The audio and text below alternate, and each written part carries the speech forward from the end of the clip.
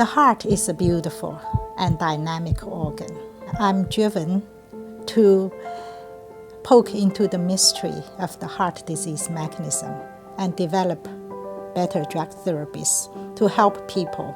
We think there needs to be a paradigm shift in developing drug therapies to anti-arrhythmia. We need to integrate the behavior of many different molecules in this whole cell.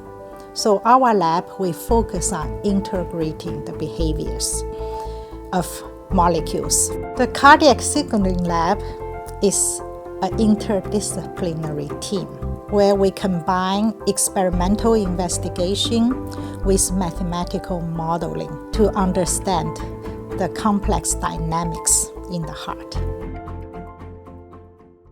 The heart is like the engine of life. It pumps blood throughout our body every second. And it has to pump more than 3 billion times in a human lifespan. The great challenge is that the heart is controlled by nonlinear dynamic systems. The three systems are the electrical system, the calcium control system, and the muscle contractile system.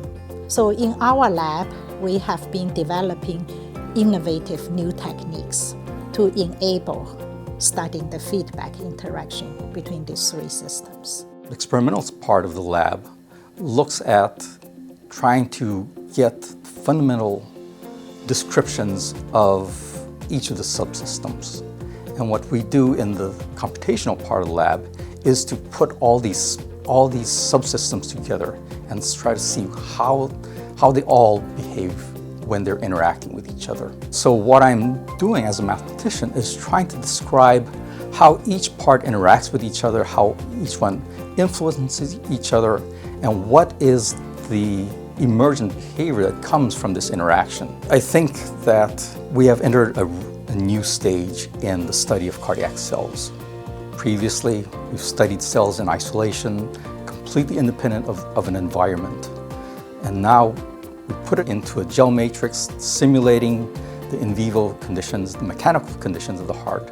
And now that we've discovered that they behave completely differently in this environment, I think this will give us much better understanding how cells behave in situ in the heart, and this will give us new strategies for developing antiarrhythmic drug therapies.